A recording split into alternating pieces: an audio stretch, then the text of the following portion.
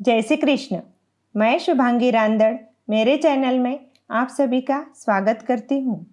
आज मैं आपको भगवद गीता जैसे महान ग्रंथ के अध्यायों का स्मरण सरल हिंदी भाषा में अवगत कराने का प्रयास कर रही हूँ। ओम श्री परमात्मने नमः। ओम नमो भगवते वासुदेवाय। 18वां अध्याय मोक्ष संन्यास योग। उसके उपरांत अर्जुन बोला, हे महाबाहो, हे अंतर्यामी, हे वासुदेव, मैं संन्यास और त्याग के तत्व को पृथक पृथक जानना चाहता हूँ। इस प्रकार अर्जुन के पूछने पर श्री कृष्ण भगवान बोले, हे अर्जुन, कितने ही पंडित जन तो काम्य कर्मों के त्याग को संन्यास जानते हैं और कितने ही विचार कुशल पुरुष सब कर्मों के फल के त्याग को त्याग कहते हैं, तथा कई एक विद्वान ऐसे कहते हैं कि कर्म सभी दोष युक्त है, इसलिए त्यागने के योग्य है, और दूसरे विद्वान ऐसे कहते हैं कि यज्ञ, दान और तप रूप कर्म त्यागने योग्य नहीं है। परंतु हे अर्जुन, उस त्याग के विषय में तू मेरे निश्चय को सुन। हे पुरुष श्रेष्ठ, वह त्याग सात्विक, राजस और तामस ऐसे तीनों प्रकार का ही कहा गया है, तथा यज्ञ, दान और तप रूप कर्म त्यागने के योग्य नहीं है, किंतु वह निसंदेह करना कर्तव्य है, क्योंकि यज्ञ, दान और तप यह तीनों ही बुद्धिमान पुरुषों को पवित्र करने वाले हैं। इसलिए हे पार्थ, यह यज्ञ, दान और तप रूप कर्म तथा और भी संपूर्ण श्रेष्ठ कर्म आसक्ति को और फलों को त्याग कर अवश्य करने चाहिए, ऐसा मेरा निश्चय किया हुआ उत्तम मत है। और हे अर्जुन, नियत कर्म का त्याग करना योग्य नहीं है, इसलिए मोह से उसका त्याग करना तामस त्याग कहा गया है। यदि कोई मनुष्य जो कुछ कर्म है वह सब ही दुख रूप है, ऐसे समझकर शारीरिक क्लेश के भय से कर्मों का त्याग कर दे तो वह पुरुष उस राजस त्याग को करके भी त्याग के फल को प्राप्त नहीं होता है, अर्थात उसका वह त्याग करना व्यर्थ ही होता है। हे अर्जुन, करना कर्तव्य है, ऐसे समझकर ही जो शास्त्र विधि से नियत किया हुआ कर्तव्य कर्म आसक्ति को और फल को त्याग कर किया जाता है, वह सात्विक त्याग माना गया है।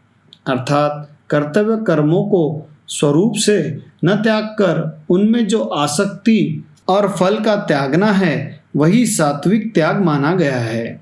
हे अर्जुन, जो पुरुष अकल्याणकारक कर्म से तो द्वेष नहीं करता है और कल्याणकारक कर्म से आसक्त नहीं होता है, वह शुद्ध सत्व गुण से युक्त हुआ पुरुष संशय रहित, ज्ञानवान और त्यागी है, क्योंकि देहधारी पुरुष के द्वारा संपूर्णता से सब कर्म त्यागे जाने को शक्य नहीं है। इससे जो पुरुष कर्मों के फल का त्यागी है वही त्यागी है, ऐसा कहा जाता है। सकामी पुरुषों के कर्म का ही अच्छा, बुरा और मिला हुआ ऐसे 3 प्रकार का फल मरने के पश्चात भी होता है, और त्यागी पुरुषों के कर्मों का फल किसी काल में भी नहीं होता, क्योंकि उनके द्वारा होने वाले कर्म वास्तव में कर्म नहीं है। हे महाबाहो, संपूर्ण कर्मों की सिद्धि के लिए अर्थात संपूर्ण कर्मों के सिद्ध होने में यह 5 हेतु सांख्य सिद्धांत में कहे गए हैं, उनको तू मेरे से भली प्रकार जान। हे अर्जुन, इस विषय में आधार और कर्ता तथा न्यारे न्यारे करण और नाना प्रकार की न्यारी न्यारी चेष्टा एवं वैसे ही 5वां हेतु दैव कहा गया है, क्योंकि मनुष्य मन, वाणी और शरीर से शास्त्र के अनुसार अथवा विपरीत भी जो कुछ कर्म आरंभ करता है उसके वह 5 ही कारण है। परंतु ऐसा होने पर भी जो पुरुष अशुद्ध बुद्धि होने के कारण उस विषय में केवल शुद्ध स्वरूप आत्मा को कर्ता देखता है। वह मलिन बुद्धि वाला अज्ञानी यथार्थ नहीं देखता है। हे अर्जुन, जिस पुरुष के अंतकरण में मैं करता हूँ ऐसा भाव नहीं है तथा जिसकी बुद्धि सांसारिक पदार्थों में और संपूर्ण कर्मों में लिपायमान नहीं होती, वह पुरुष इन सब लोगों को मारकर भी वास्तव में न तो मरता है और न पाप से बंधता है। हे भारत, ज्ञाता, ज्ञान और ज्ञेय यह तीनों तो कर्म के प्रेरक है, अर्थात इन तीनों के संयोग से तो कर्म में प्रवृत्त होने की इच्छा उत्पन्न होती है और कर्ता, करण और क्रिया यह तीनों कर्म के संग्रह है, अर्थात इन तीनों के संयोग से कर्म बनता है। उन सब में ज्ञान और कर्म तथा कर्ता भी गुणों के भेद से सांख्य शास्त्र में तीन तीन प्रकार से कहे गए हैं। उनको भी तू मेरे से भली प्रकार सुन। हे अर्जुन, जिस ज्ञान से मनुष्य पृथक पृथक सब भूतों में एक अविनाशी परमात्मा भाव को विभाग रहित समभाव से स्थित देखता है, उस ज्ञान को तो सात्विक जान। और जो ज्ञान अर्थात जिस ज्ञान के द्वारा मनुष्य संपूर्ण भूतों में भिन्न भिन्न प्रकार के अनेक भावों को न्यारा न्यारा करके जानता है, उस ज्ञान को तू राजस जान। और जो ज्ञान एक कार्य रूप में शरीर में ही संपूर्णता के सदस्य आसक्त है, अर्थात जिस विपरीत ज्ञान के द्वारा मनुष्य एक क्षण भंगुर नाशवान शरीर को ही आत्मा मानकर उसमें सर्वस्व की भांति आसक्त रहता है, तथा जो बिना युक्ति वाला तत्व अर्थ से रहित और तुच्छ है, वह ज्ञान तामस कहा गया है। हे अर्जुन, जो कर्म शास्त्र विधि से नियत किया हुआ और कर्तापन के अभिमान से रहित फल को न चाहने वाले पुरुष द्वारा बिना राग द्वेष से किया हुआ है, वह कर्म सात्विक कहा जाता है। और जो कर्म बहुत परिश्रम से युक्त है तथा फल को चाहने वाले और अहंकार युक्त पुरुष द्वारा किया जाता है, वह कर्म राजस कहा गया है। तथा जो कर्म परिणाम, हानि, हिंसा और सामर्थ्य को न विचार कर केवल अज्ञान से आरंभ किया जाता है, वह कर्म तामस कहा जाता है। हे अर्जुन, जो कर्ता आसक्ति से रहित और अहंकार के वचन न बोलने वाला, धैर्य और उत्साह से युक्त, कार्य के सिद्ध होने और न होने में हर्ष शोकादि विकारों से रहित है, वह कर्ता तो सात्विक कहा जाता है। जो आसक्ति से युक्त कर्मों के फल को चाहने वाला और लोभी है तथा दूसरों को कष्ट देने के स्वभाव वाला अशुद्धाचारी और हर्ष शोक से लिपायमान है, वह कर्ता राजस कहा गया है। जो विक्षेप युक्त चित्त वाला, शिक्षा से रहित, घमंडी, धूर्त और दूसरे की आजीविका का नाशक एवं शोक करने के स्वभाव वाला आलसी और दीर्घसूत्री है, वह कर्ता तामस कहा गया है।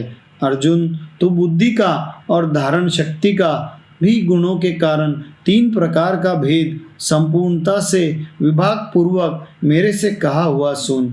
हे पार्थ, प्रवृत्ति मार्ग और निवृत्ति मार्ग को तथा कर्तव्य और अकर्तव्य को एवं भय और अभय को तथा बंधन और मोक्ष को जो बुद्धि तत्व से जानती है, वह बुद्धि तो सात्विकी है। हे पार्थ, जिस बुद्धि के द्वारा मनुष्य धर्म और अधर्म को तथा कर्तव्य और अकर्तव्य को भी यथार्थ नहीं जानता है, वह बुद्धि राजसी है। और हे अर्जुन, जो तमोगुण से आवृत्त हुई बुद्धि अधर्म को धर्म ऐसा मानती है तथा और भी संपूर्ण अर्थों को विपरीत ही मानती है, वह बुद्धि तामसी है। हे पार्थ, ध्यान योग के द्वारा जिस अव्यभिचारिणी धारणा से मनुष्य मन, प्राण और इंद्रियों की क्रियाओं को धारण करता है, वह धारणा तो सात्विकी है। हे पृथा पुत्र अर्जुन, फल की इच्छा वाला मनुष्य अति आसक्ति से जिस धारणा के द्वारा धर्म, अर्थ और कामों को धारण करता है वह धारणा राजसी है।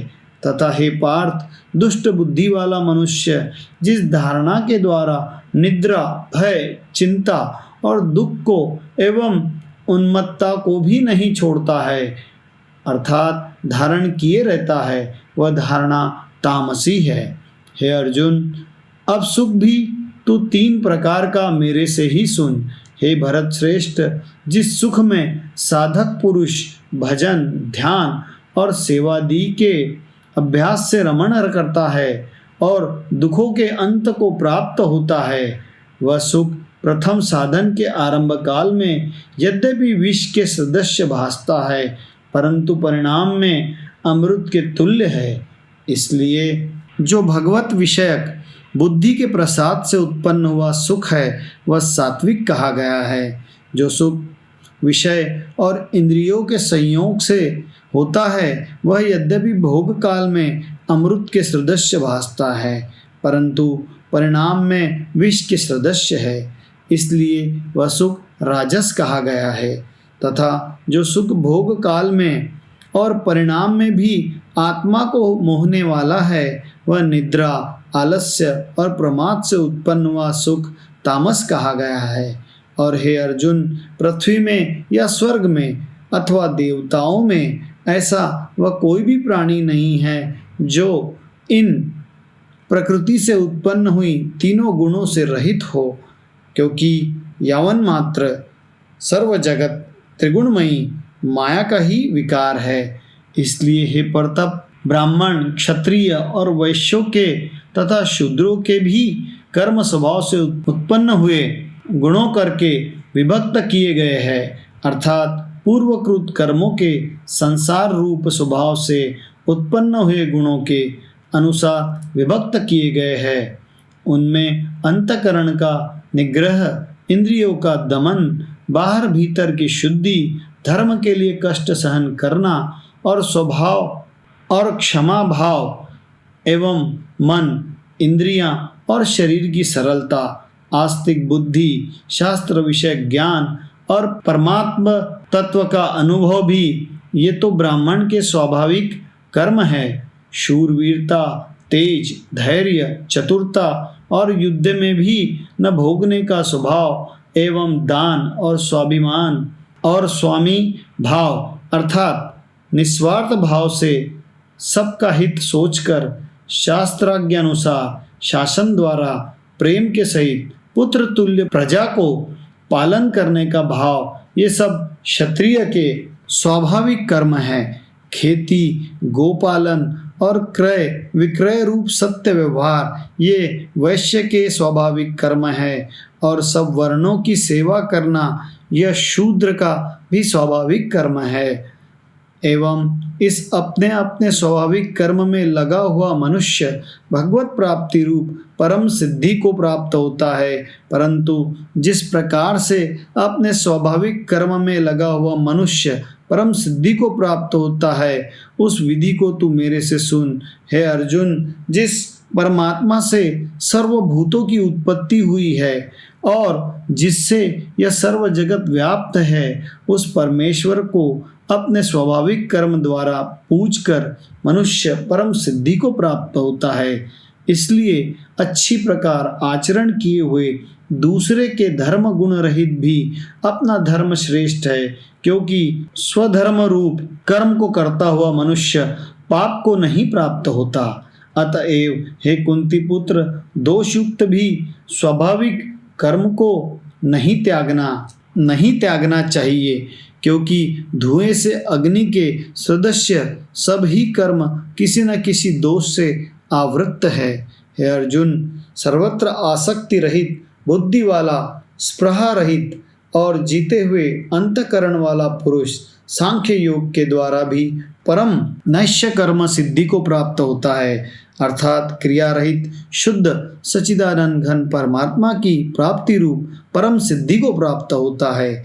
इसलिए हे कुंती पुत्र, अंतकरण की शुद्ध रूप सिद्धि को प्राप्त हुआ पुरुष जैसे सांख्य योग के द्वारा सच्चिदानंद घन ब्रह्म को प्राप्त होता है तथा जो तत्व ज्ञान की परानिष्ठा है उसको भी तू मेरे से संक्षेप में जान।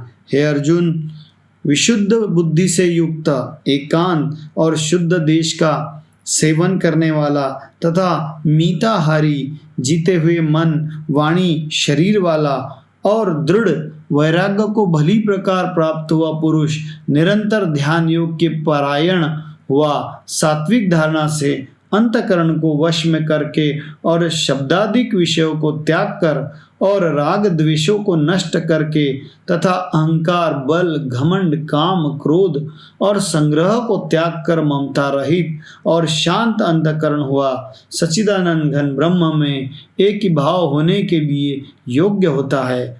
फिर वह सच्चिदानंद घन ब्रह्म में एक ही भाव से स्थित हुआ प्रसन्न चित्त वाला पुरुष न तो किसी वस्तु के लिए शोक करता है और न किसी की आकांक्षा ही करता है, एवं सब भूतों में संभाव हुआ मेरी पराभक्ति को प्राप्त होता है। उस पराभक्ति के द्वारा मेरे को तत्व से भली प्रकार जानता है कि मैं जो और जिस प्रभाव वाला हूँ तथा उस भक्ति से मेरे को तत्व से जानकर तत्काल ही मेरे में प्रवेश हो जाता है, अर्थात अनन्य भाव से मेरे को प्राप्त हो जाता है। फिर उसकी दृष्टि में मुझे वासुदेव के सिवा और कुछ भी नहीं रहता है। मेरे परायण हुआ निष्काम कर्म योगी तो संपूर्ण कर्मों को सदा करता हुआ भी मेरी कृपा से सनातन अविनाशी परम पद को प्राप्त हो जाता है। इसलिए हे अर्जुन, तू सब कर्मों को मन से मेरे में अर्पण करके मेरे परायण हुआ समत्व बुद्धि रूप निष्काम कर्म योग का अवलंबन करके निरंतर मेरे में चित्त वाला हो। इस प्रकार तू मेरे में निरंतर मन वाला हुआ मेरी कृपा से जन्म मृत्यु आदि सब संकटों को अनायास ही तर जाएगा, और यदि अहंकार के कारण मेरे वचनों को नहीं सुनेगा तो नष्ट हो जाएगा, अर्थात परमार्थ से भ्रष्ट हो जाएगा। जो तू अहंकार को अवलंबन करके ऐसा मानता है कि मैं युद्ध नहीं करूंगा, तो यह तेरा निश्चय मिथ्या है, क्योंकि क्षत्रियपन का स्वभाव तेरे को जबरदस्ती युद्ध में लगा देगा।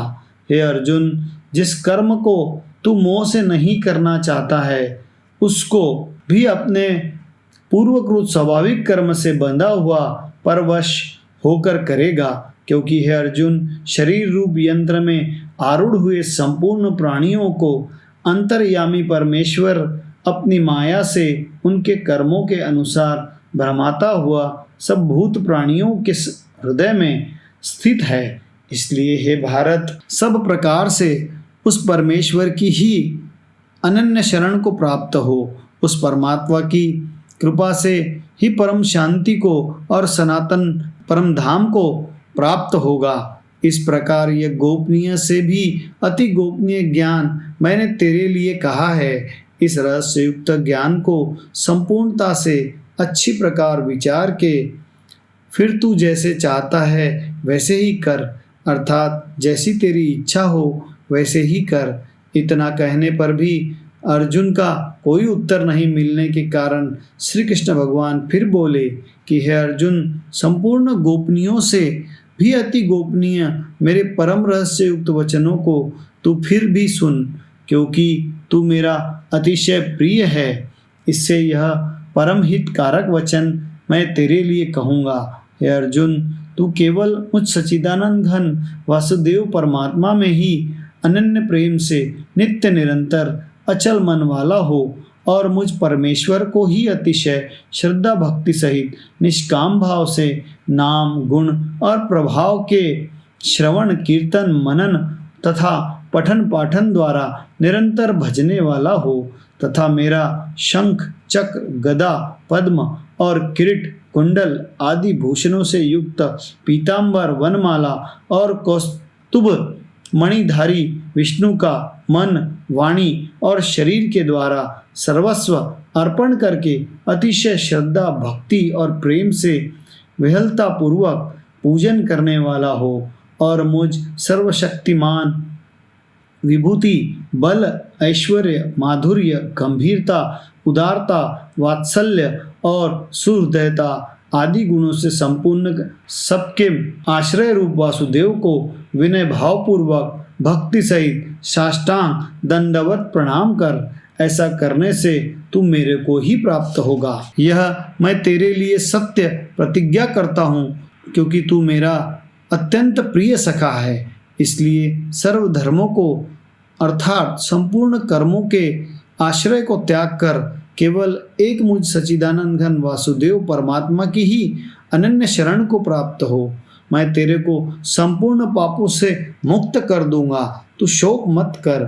हे अर्जुन, इस प्रकार तेरे हित के लिए कहे हुए इस गीता रूप परम रहस्य को किसी काल में भी न तो तप रहित मनुष्य के प्रति कहना चाहिए और न भक्ति रहित के प्रति तथा न बिना सुनने की इच्छा वाले के भी प्रति कहना चाहिए, एवं जो मेरी निंदा करता है उसके प्रति भी नहीं कहना चाहिए, परंतु जिनमें यह सब दोष नहीं हो ऐसे भक्तों के प्रति प्रेम पूर्वक उत्साह के सहित कहना चाहिए। क्योंकि जो पुरुष मेरे में परम प्रेम करके इस परम रहस्य युक्त गीता शास्त्र को मेरे भक्तों में कहेगा, अर्थात निष्काम भाव से प्रेम पूर्वक मेरे भक्तों को पढ़वाएगा या अर्थ की व्याख्या द्वारा इसका प्रचार करेगा, वह निस्संदेह मेरे को ही प्राप्त होगा।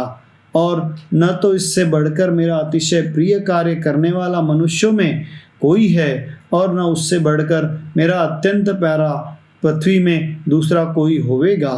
तथा हे अर्जुन, जो पुरुष इस धर्म में हम दोनों के संवाद रूप गीता शास्त्र को पढ़ेगा अर्थात नित्य पाठ करेगा, उसके द्वारा मैं ज्ञान यज्ञ से पूजित होऊंगा, ऐसा मेरा मत है। जो पुरुष श्रद्धा युक्त और दोष दृष्टि से रहित हुआ इस गीता शास्त्र का श्रवण मात्र भी करेगा, वह भी पापों से मुक्त हो जाएगा और उत्तम कर्म करने वालों के श्रेष्ठ लोकों को प्राप्त होवेगा। इस प्रकार गीता का महात्म्य कहकर भगवान श्री कृष्णचंद्र आनंद कंद ने अर्जुन से पूछा, हे पार्थ, क्या यह मेरा वचन तनय एकाग्र चित्त से श्रवण किया?